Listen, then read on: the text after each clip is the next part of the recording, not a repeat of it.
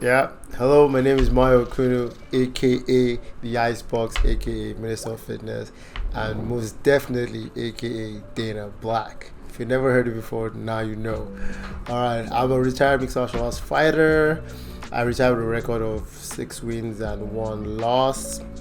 Was that 5 wins and 1 loss? Start to forget now. Clearly, I have Punch's brain. Yeah, but I had a bunch of amateur and semi-pro fights as well. And I am the founder, the CEO, the president of the Rox group of companies, which comprises of BodyRox FItness Studios, which is probably the most popular one that you know of, and the ever-emerging Rox Management Company that you are definitely going to hear about. Amongst those is another one called Heat, and Rox Academy. There's a whole bunch of Rox things happening everywhere. But yeah, that's all me and my team and my crew of able-bodied and able-minded people that have put all these things together in place to really drive and push the whole industry forward, especially here in Nigeria, Africa. All right, so on the Rox Management Company, we have actually signed 6 fighters. We are hoping to finalize the 2 very soon to make it 8, but for the year, we want to have a complete portfolio of 10 fighters, That's everything from boxers, kickboxers, mixed martial arts fighters, males and females alike, all young budding talents, in different skill levels, different backgrounds as well. Oh, the light just went out. Oh, okay. Different backgrounds as well, that's what you said. Yeah, different backgrounds. Oh, okay. It has like a battery thing. Okay. Hey guys, Nigerian Nerd here as usual, and as you can see, we're facing technical difficulties. I'm using cheap lights. I can't afford to buy professional lights yet, so the lights died, and in the process of changing the battery, I just figured this would be the perfect segue into introducing you guys to our Patreon. For those who don't know, Patreon is a service where lovers, supporters, followers of a channel such as mine can support it, mainly financially. In this case, we're asking for $5 a month, which equates to about 2,100 naira. Now, my plan is to use all of that to alleviate all the external stress that running this show has. Paying for light. When I say light, I mean fuel for my generator when NEPA takes electricity. Buying new lights, getting better cameras. I mean, some of you have been with me for the 3 years of this roller coaster ride, and you've seen how the quality has changed, the audio has changed. This just further accelerates that process, so I can just focus on creating dope content for you guys. So $5 a month. The benefits are that you get early access 1 week at the very least to all the new stuff we're working on. So the rest of the public on YouTube gets it 1 week later. You get it 1 week in advance. Your name is also featured at the end of every episode. We're going to credit you and just show you gratitude for supporting the Nigerian Nerd. Big ups to you.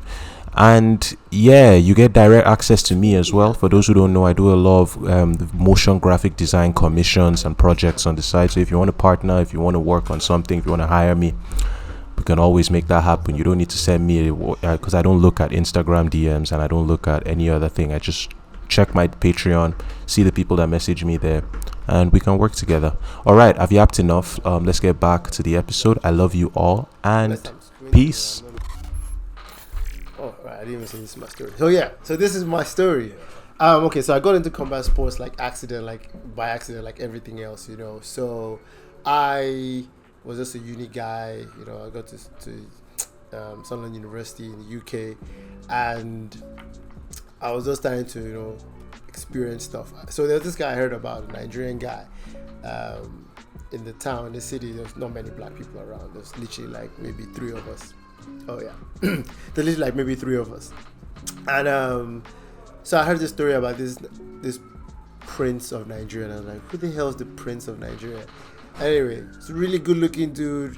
He was rich because he drove like a Range Rover, and I was just upset that this guy existed, that he was rich, he was good looking, and then I heard he was a fighter. I was like, well, clearly he's made some money illegally by doing this cage fighting thing, and that's how he's rich.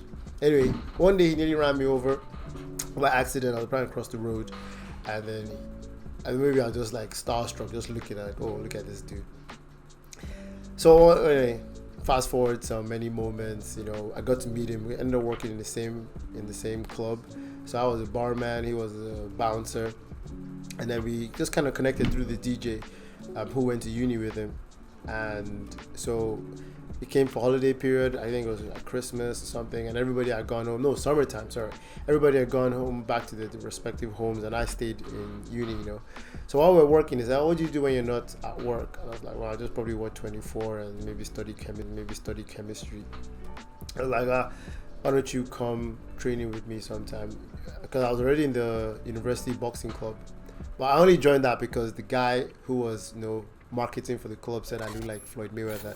That was probably because I was the only black person he had met that year.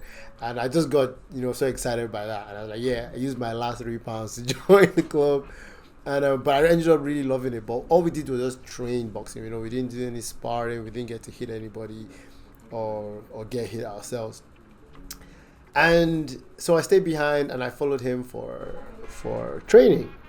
And that was the first time I went into a mixed martial arts space. And I saw this huge cage in the center and there was bags all around it. And I came with my little, dweeby gloves to work on the bags. And the entire session I paid for, I didn't end up doing one complete round because I was just in awe watching this thing, this thing I'd seen on TV, like late night TV, and I was seeing it in person, and I was seeing these guys grapple each other, pick each other up and slam themselves and bang, and I was like, wow.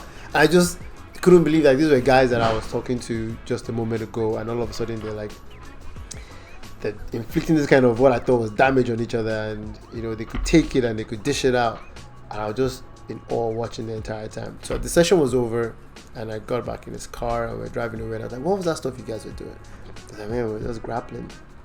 And I was like, can you teach me? And I was like, yeah, you know what, come in tomorrow and I'll introduce you to the guy. So he took me to another MMA gym actually, and introduced me to some of his coaches. The person I'm talking about right now is Les Hollywood, and I'm sure he's going to get tagged in this, and he's our guy, Shout out to Les, the guy who got me into this. Good friend, boss, and and mentor actually. He really doesn't know that, and he'll probably disagree, but yeah, he is. And so we went to this other place, and he handed me over to these guys. And coming from the background that I come from, I was never ever told I was good athletically at anything, If you ask the guys, or ask my best friend Innocent, who went to primary school, secondary school with me, I always did races with the girls because I was so shit. Oh, can I swear in this thing? Yeah. All right, yeah, okay. Because I was so shit, I ran with the girls. And the girls would still beat me, I remember all the girls that used to beat me. I still remember their names to today. I always wanted to play football, but I was so crap. Couldn't play that either. And so I had this first session with them and we did this wrestling and grappling thing, and I just had to, I didn't really get taught anything. I just had to survive. But my natural instincts, I was told after, was so good, and I had this agility and I had this strength, and having those kind of things said about me was just unusual. Who are you guys talking about? And then they gave this feedback to myself and to Les as well. And I mean, I'm sure he didn't know, but I was so chuffed to hear this kind of thing said about me, and I thought maybe I actually do have a chance doing something here. Fast forward a couple of months or a few months after, Les decides he wants to put a show together, like an MMA show. And then he asked me to fight on the show. And that's something that plays with me very, very strongly. Anybody who knows me well or has known me long enough, I'm not the active participant. I'm not the guy who puts his hand up and says, oh, I know the answer to this. You have to. So if you ask a question as a teacher, so you have to stop. Oh, okay. All right. So, okay. Take example. We're in a classroom, and the teacher asks a question, and I know the answer to the question. I won't put my hand up and say I know the answer. But if the teacher points at me and says, "Oh, Maya, tell me the answer to this," I will tell you. So that's just the way I am. So if he said, "Who would like to fight? Would you like to fight?" I would probably have said, I'll probably kept quiet or said no or nothing. But because he asked me directly to fight, that usually translates in my brain that you believe I'm capable. And that's usually all I need to just know. I just need to know that you believe I can, and then I'll go with it. And that's what sometimes makes me like the ultimate student. Like when I'm being coached by somebody else, like there is no limit to how far you can push me, because as long as you believe that it can be done, I'll go ahead and do it. So anyway, so here I was about to have my first amateur fight, and what I told myself was I was going to do it one time so that I could have a story to tell my kids in the future. Like, oh, you know, daddy had a fight back in the day. And I had one, and man, it's like Pringles. Once you pop, you just can't stop. Free product placement for Pringles there, Procter & Gamble. That first one, and it was just something so validating, so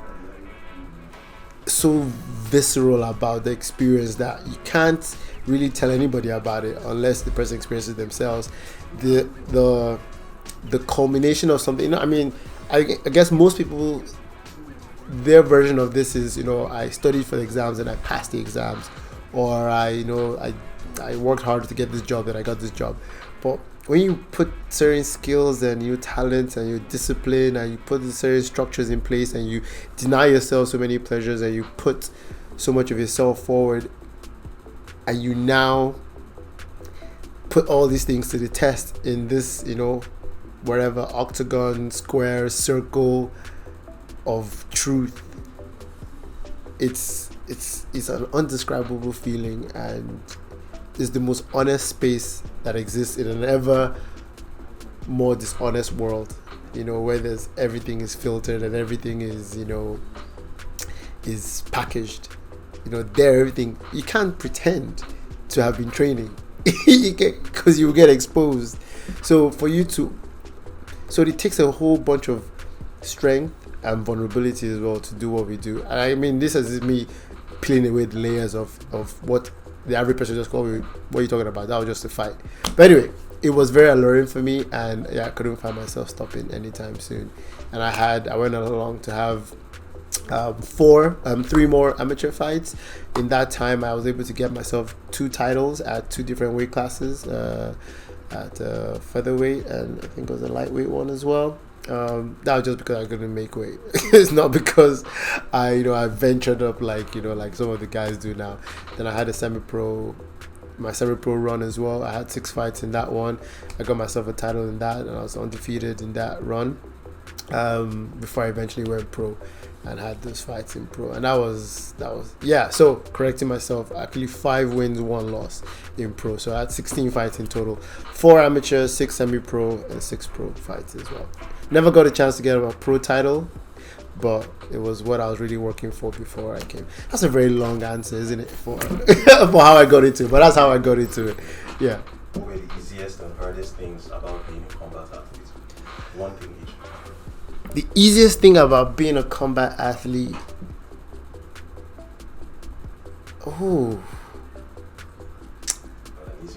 yeah, that's funny enough that's not an easy question. But the easiest thing I would think was getting a lot of love and adoration from people just because you did mixed martial arts. People just thought you were special. You didn't have to be great, or you didn't even have to have had a fight. Just the fact that you were training it, people would just admire you, So that was easy. That was easy and nice to get, from people. And then the hardest thing was coming off from a bad training day, because those are inevitable. You always have those sessions that just don't go your way for whatever reason. Maybe you didn't sleep enough, maybe you were thinking about something else, maybe there was a period in time in my career when I didn't fight because I had a really terrible relationship that that just sucked all the life and happiness from me, and I couldn't function right.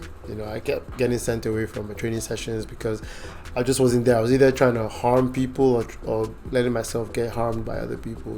Just the subconscious is an incredible thing. Anyway, now the hardest thing was having those kind of sessions and still willingly going back into it, like stepping in there and still willing to put yourself on the line. You know, that's probably the hardest thing.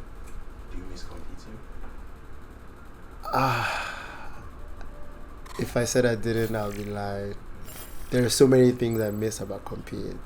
I miss the version of myself that I become when I compete, because I miss the version of myself that I become when I compete, because I truly am the most disciplined person when I'm incentivized. When I have something I'm working for, there is not an ounce of laziness. There is not an. I'm so abrupt with distraction, potential distraction. I cut it away, like, you know, like with a machete. Like, I'm so precise with it. And I miss that about myself sometimes. I wish sometimes I could employ those bits of myself in my present life, you know, in the things that, you know, surround me. I feel like if I had that version of myself on all the time, oh my God, I'd be ultra successful, you know, by my own terms, you know, because everybody has their own idea of what success is, but by my own terms, I feel like I'd be ultra successful if I could be that disciplined all the time. So I miss competing for that reason. I also miss, you know, I miss fandom, like true fandom, not the kind of fandom that kind of exists now, you know, like, oh, I see you on Instagram, I think you're cool, or I like your look, I like what you're doing, so I'm a fan of yours.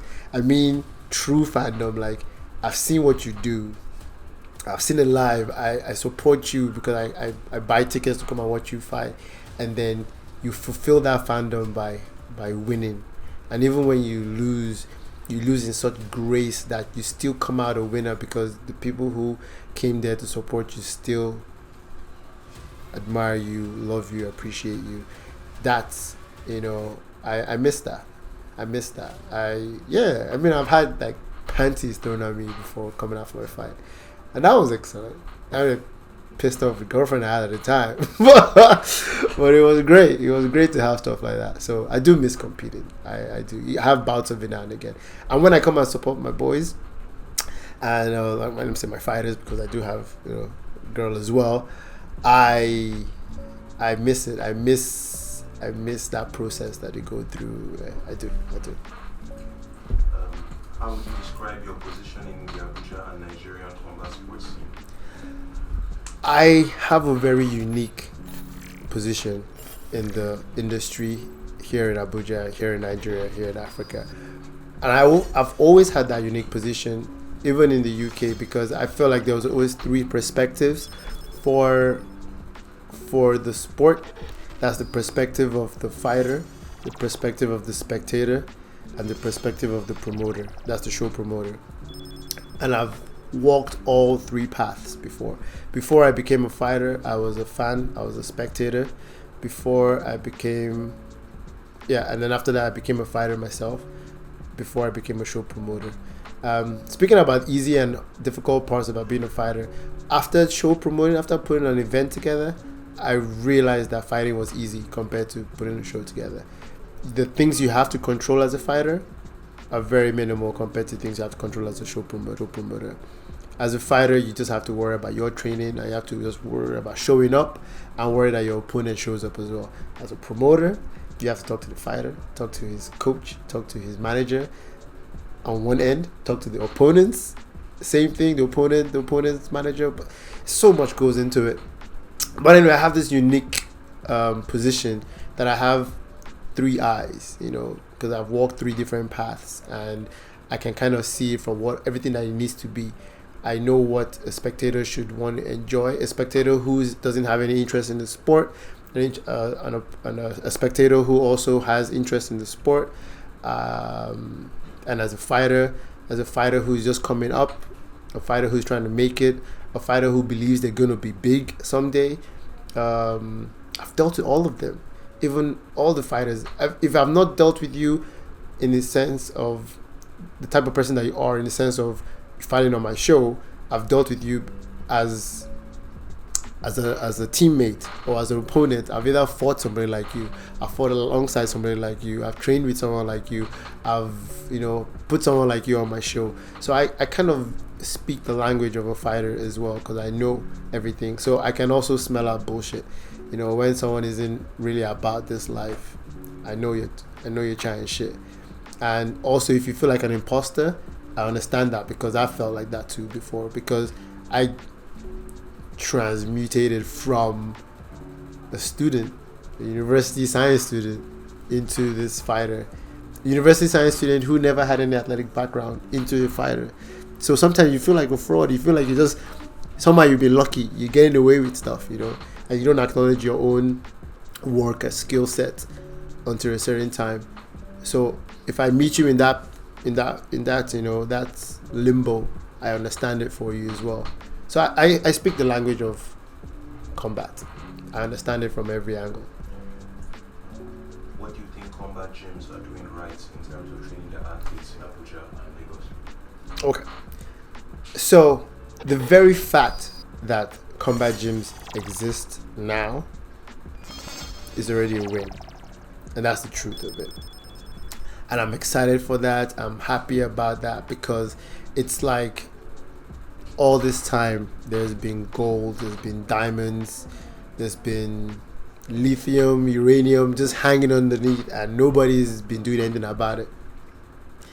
And finally we're starting to dig, so we're mining these things, and that's excellent, because that spells out possible prosperity, that spells out creation of jobs, that spells out structure, that's infrastructure. It spells out many positive things. But just like the mining industry itself, there's potential for a lot of negative things to come as well. So I'm glad that combat gyms exist now, and they're popping up. More and more of them are coming up, and more people are being developed. Have you already asked me about the things that they're doing wrong? Okay, no, yeah. So anyway, so I'm happy that athletes are being developed, and that they are even being identified and noticed as well. So I think that's one thing they're doing right. And what do you see that makes you just cringe? What do you think you don't like? I really don't like some of the unrealistic expectations that fighters sometimes come up with themselves or pick up from coaches, managers, all these things. A lot of people who think they have a head in the game, and they really just don't. A lot of people who just adopt things that they've heard somewhere else or seen somewhere else, and think that automatically applies or relates to us right here. I really hate seeing that. I really cringe when I see some unnecessary training intensity without structure happening, because I don't think about anything I do, especially now in the short term. I think about it in the big picture, the long run, and the full scope, and just like you would do for anything, like I keep using this mining analogy, you do everything for like longevity, and you maximize the use and the potential of it, as opposed to just diminishing everything by just going too hard, too crazy on the one thing. So let me stop sounding like I'm beating around the bush. I hate it when I see places working towards damage as opposed to understanding skills and honing skills in training. So safety should always be of utmost importance. You see what's going on with the NFL, with head injuries, stuff like that. It's a dangerous sport. It's the hurt business. All good and fine. But at the same time, there are ways you can do things without compromising,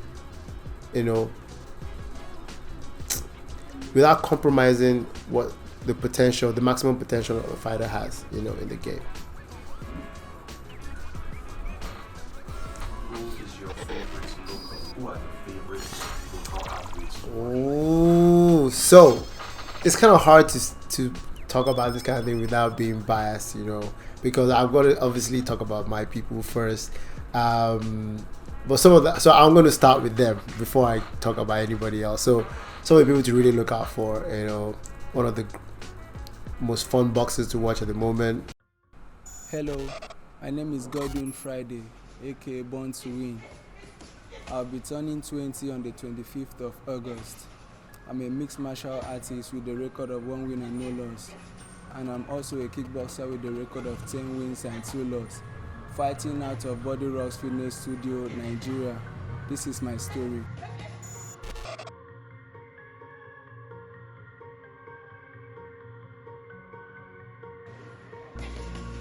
I was born a fighter. I'm a stubborn boy. I love fighting.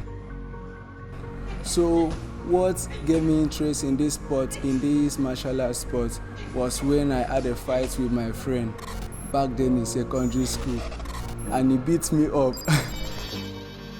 My family, my mom really supported me, but my dad did not.